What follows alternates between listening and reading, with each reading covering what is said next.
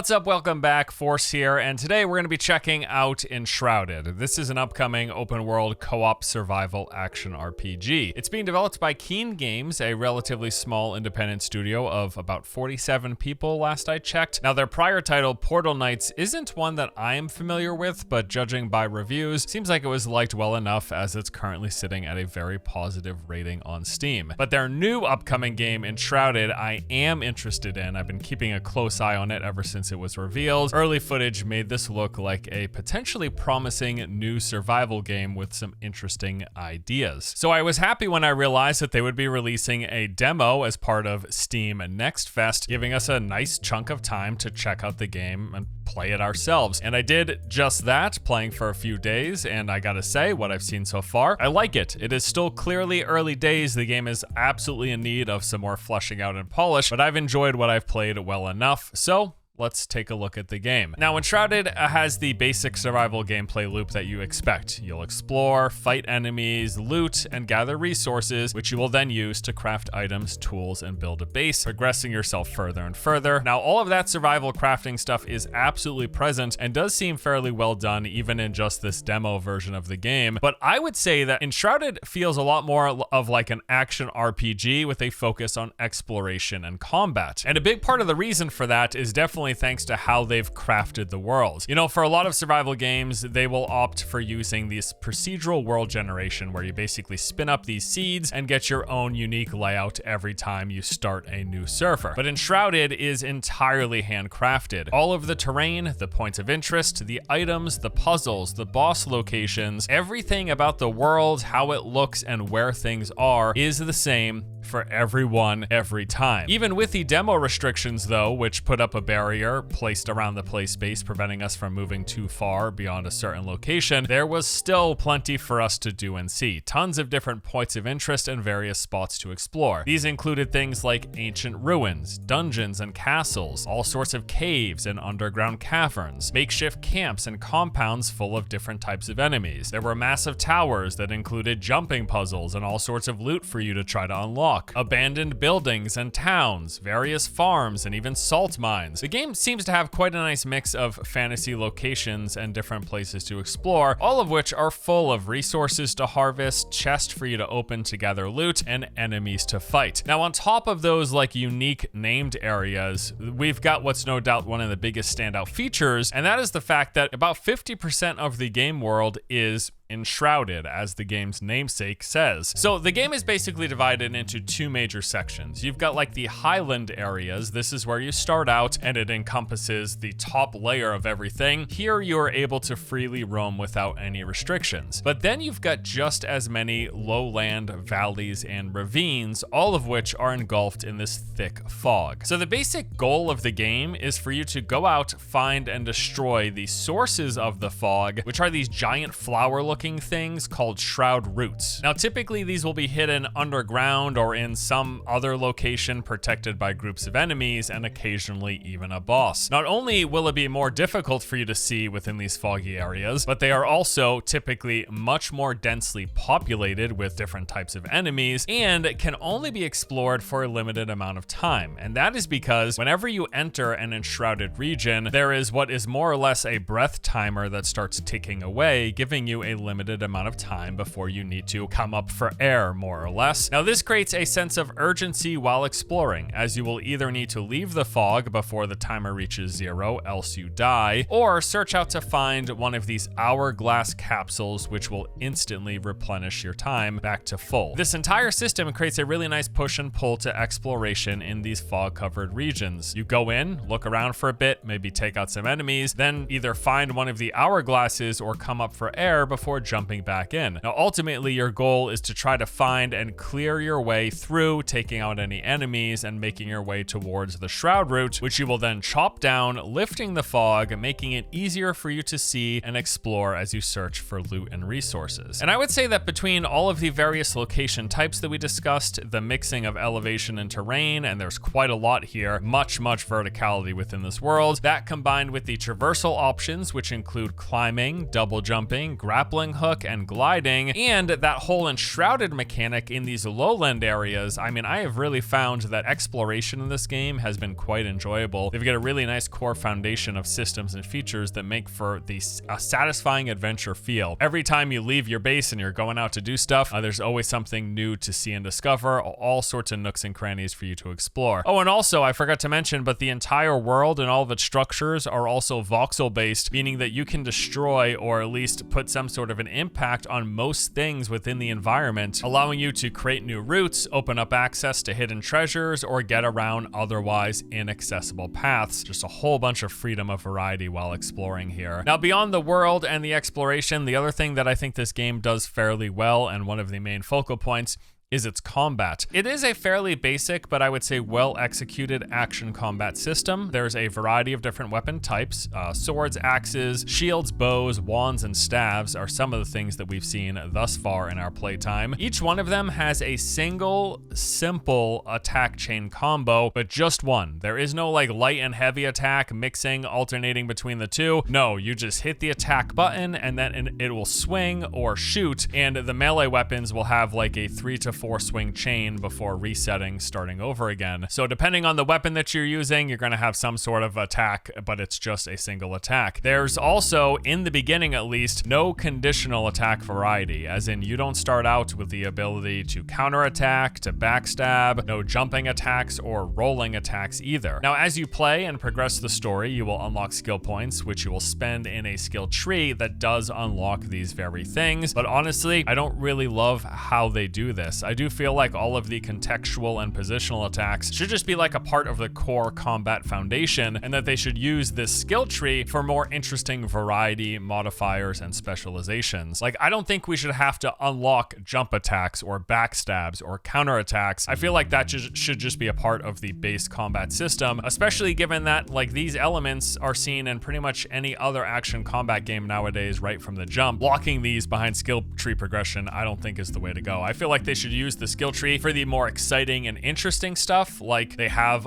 changing your dodge into a blink or adding a zoom whenever you're aiming with bows. That's the sort of thing I'd like to see. They could expand upon this, maybe like a berserker rage for melee focused characters, adding new skills like rain of arrows. There's all sorts of potential that they could do with the skill tree rather than gating traditional action combat mechanics. Make the base combat fleshed out with the jump attacks, with the counter attacks, with the backstabs, and then make the skill tree for much more interesting things. That would be my personal preference. With that said though, you do at least start with the ability beyond the basic attack. You've got the access to a dodge roll, a block, and a parry, which does add some defensive play in between just spamming basic attack. Parrying in particular is very useful as it will temporarily stun an enemy, and this has a very generous timing window. I am not always good at parries in action games. I almost never miss a parry here. It's very, very, very generous. But you take that basic layer, and once combined with the other abilities, when you finally do unlock them, at that point, combat actually starts to feel really good. I would say traditionally, survival games, at least in my experience, tend to have somewhat floaty or janky combat when compared to other like straight up action focused RPGs. But the combat in Enshrouded actually feels way better than what I expected and what I'm used to for this genre. It is pretty well done. The animations, the sounds, the impact, there's a little bit of movement to attacks, allowing you to keep up with enemies. I would say the feel of combat is pretty solid, especially coming from an indie studio. I was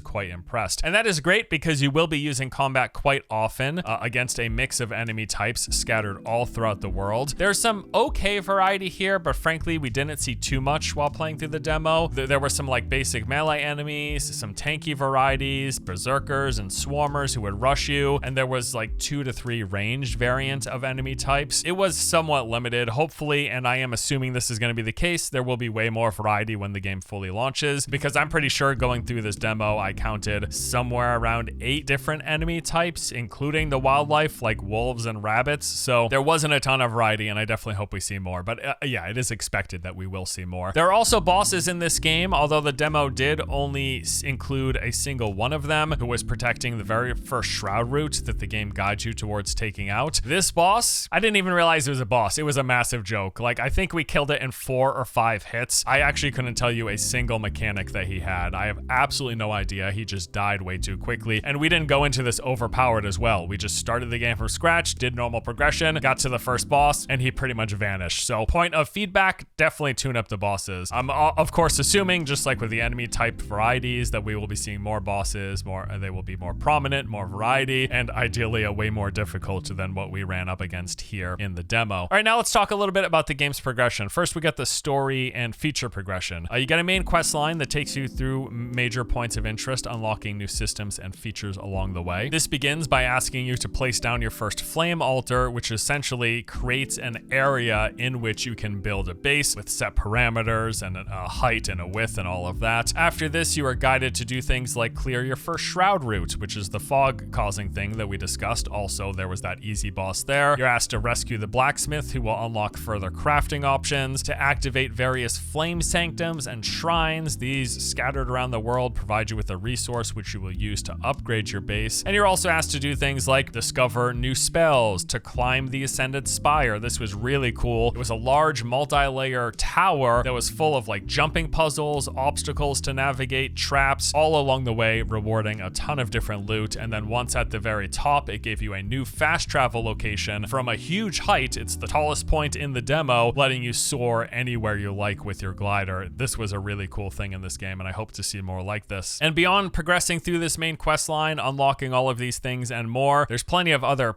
character progression for you to engage with. So first, we got things like gear, weapons, and items. There's various gear slots for you to fill. For the armor, we've got helm, chest, gloves, pants, and feet slots. There's also different tiers of this stuff that you can craft. You'll also find some of this out in the environment. There's also slots for accessories, which include a grappling hook, your glider, 2 ring slots, and a spot for a backpack. Oddly enough, the only weapon slot on the character model were for ranged and shields. However, you can equip any like melee or ranged weapon that you want by using your hotbar. Now, I personally would do just like 1 melee and 1 ranged option, but you could fill up an entire hotbar. You've got 2 of them. You could fill up an entire one with all sorts of different type of weapons if you wanted to constantly switch between them. I don't really see the usefulness in that, at least from what I've played, but you could do it if you wanted to. Now, weapons come in the various types that I mentioned earlier, both melee and range, but also in different rarities. There is white, blue, purple, and gold. The higher the rarity, the more upgrade tiers that will be available, and upgrading your gear is pretty important. You can get this special upgrade resource that will either drop off enemies or will be granted when you break down gear that you don't want, and then you spend that resource at the blacksmith, who will power up your item, which increases its level, its damage, and then also adds brand new stats with each tier. And then other type of items, just like any other survival game, there's loads of these, bunch of different consumables. You'll find things like berries, mushrooms, herbs, flowers, and meats. There's also various types of potions in the game. They've got a Valheim inspired buff system, where basically the various type of food and drink that you have will give you useful bonuses to your health, to your regeneration, to your stamina, to your mana. It's not a detriment. You're not going to die if you don't drink. It's just if you drink, you get better stam regen. That's the sort of system they're going with. And then of course there will be cooking, and then cooking various things will just give you stronger versions of those consumables. And then all of the crafting resources, wood, stone, twigs, cloth, ore, metal, salts, bone, much more. All sorts of stuff used for crafting, items used for building up a base, etc. As I mentioned, there is skill progression in this game. You get a skill tree. You acquire points by leveling up, as well as clearing those shroud routes. Whenever you chop down a fog flower, basically, you get skill points for that as well. And you spend these points in this branching tree. Now, there are 3 node types. They didn't have names as far as I could see, but there are basically 3 sizes. So I'll just call them major, medium, and minor. So the major nodes grant entirely new abilities. Unfortunately, as I mentioned, a lot of this is just basic action RPG stuff. Like the sneak attack major node, it basically just unlocks backstab. Merciless attack is basically unlocking the counter attack. But there are cool ones, like there is a blink, which will replace your dodge roll with a teleport. That was awesome. Or updraft, which makes it so that you can add a boost while gliding, letting you go even further. But yeah, some of these major nodes are like double jump and jump attack. Some of the stuff that I just feel should probably be just part of the core foundation. The medium nodes will add some sort of strong, useful bonus. These will include things like flat % damage increase for melee, ranged, and spells. Speaking of which, there is spell casting in this game. You get stabs and then you find spells. They'll be of limited use, sort of like ammunition, but there's like ice bolts and fireballs and healing spells as well. There were also medium nodes that would reduce the resource cost for abilities or stamina cost. forests, ones that would pacify nearby wildlife, making them easier to hunt or just less of a nuisance, or ones that would increase things like rested buff duration or the amount of time you can spend in the shroud, in the fog. And then minor nodes as well scattered about. These would include small stat buffs for the most part, increasing one of your various attributes for your character. Now, of course, it wouldn't be a survival-based game without crafting, and this game does have a crafting system. Fairly straightforward from what I saw. Harvest resources. Every time you come across a new resource, you will automatically unlock a recipe that uses that resource, and then you can construct building blocks of that particular type or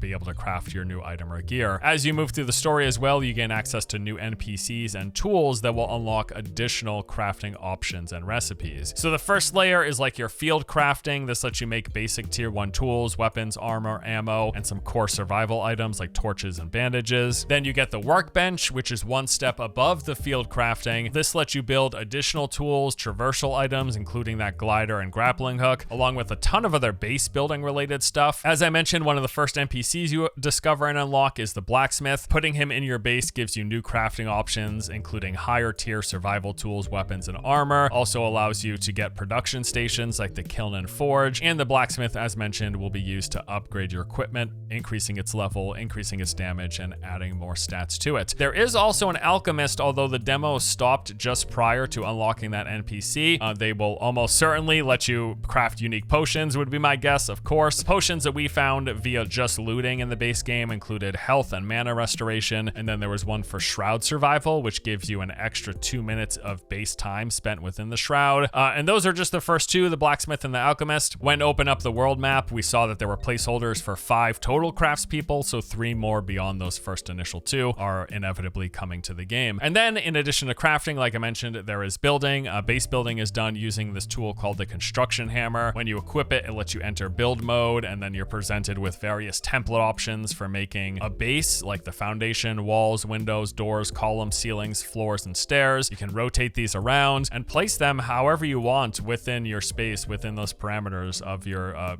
building location. The game also has terraforming, letting you manipulate the terrain as you please. I would say building in the game seems all right. There clearly is a lot of options, like there's a lot of customization that you can do here, pulling out individual blocks because the game is voxel based. Although I will say my initial impression after spending a couple of hours just focused on base building is that while it's good, it doesn't feel quite as satisfying as building in other survival games I've played. Notably, I really enjoyed the feel of building bases in games like Valheim or Sons of the Forest. I thought there was a good satisfying feel to placing up and pulling down stuff. Enshrouded doesn't quite nail this. I'm thinking a lot of this probably just comes down to the sounds and animations, and hopefully this is something they improve to give a nice more satisfying feel to the base building in the game. Now, this is a multiplayer game as well. I mentioned at the top. Now, when I was playing, I played with Liam, so we were doing 2-person co-op. Quite enjoyed it, actually. It was a lot of fun exploring and fighting together. They did mention, though, that this game is going to support up to 16 players, which sounds crazy to me. Like, even going through with 2 to 4 people, as that scales up, I feel like it's going to start to trivialize things. I cannot imagine running through these servers with 16 people. It would almost be a joke. The boss fights are already a joke, so I'm praying that they've got some hard scaling for enemies in this game if they do allow 16 people on a server. Otherwise, it's just gonna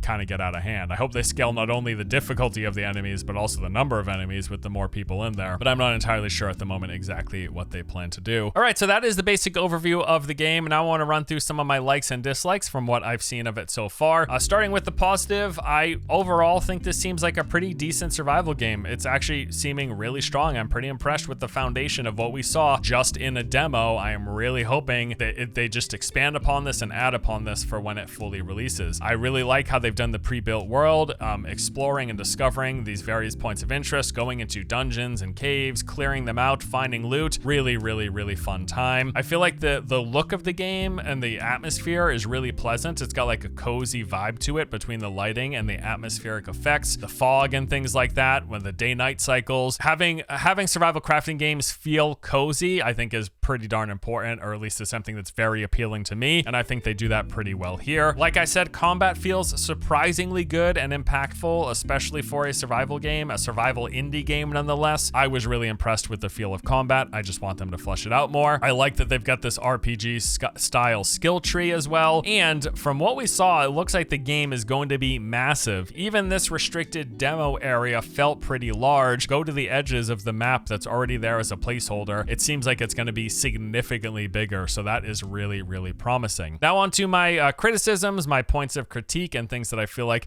let's just call it constructive feedback as they go into early access. Combat absolutely needs way more variety. Having just one attack per weapon without any combos, no heavy attacks, no variations or contextual attacks. I feel like the core should be a lot more fleshed out than it is, and like I said, I feel like they should pull those basic combat systems out of the skill tree, put them into the base, and then make the skill tree more interesting. And yeah, speaking of which, my second critique would be make the skill tree more interesting. I want way more. They already break it up into basically melee, ranged, and caster focused, so have those big nodes basically be really cool spells and abilities. That would be my dream, really. I feel like they need a lot more quality of life stuff, especially for crafting and building. Just this could use a lot more fine-tuning and improvement. Things as basic as being able to name storage chest so you can quickly at a glance see what's in there. They give you a little preview of the first few items that you have in a chest, but we should be able to place names on there. I also feel like they should have some ability while within a base to just like auto sort everything out of your inventory into the relevant chest that already has items within it, because right now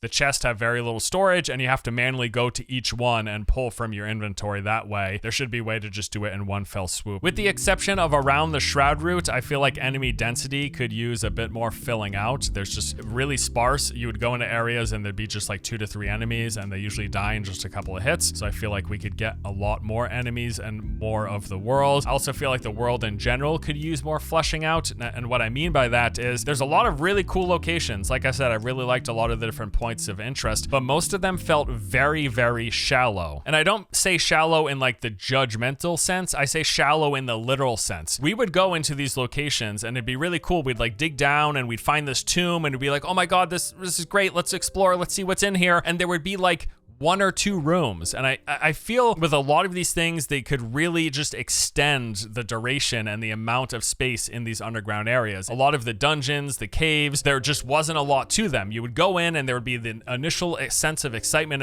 of exploration, like, wow, I found a tomb, I found a dungeon, and you would have 1 or 2 rooms before you hit a hard wall and you'd have to leave because there was nothing else in there. Really extend these. You could turn a single dungeon into like a 60-minute excursion. Like, it's possible, but there's not enough to do in there right now. There's just not a lot going on. So I feel like they could really flesh a lot more, especially of these underground locations, things like dungeons, things like caves. They could really fill and flesh these out a lot more, and that would add a lot to the game. My last point of criticism will be the boss. Yeah, that was hilarious. That was a joke. A couple of hits and the boss died. Like, again, I could not tell you a single attack that it did, let alone a mechanic or something. So I like these to get a lot harder and I'm looking forward to seeing more. Overall, yes, Enshrouded seems like a really promising new entry into the indie survival genre. Time will tell if they flesh it out, if it's going to have enough variety and has a good enough gameplay loop to keep people invested long term. We will see, and I am hopeful. So right now the game is scheduled to enter early access at some point later this year. Hopefully when it does, it includes a lot more than what we saw in the demo. Although what was here is nice. It is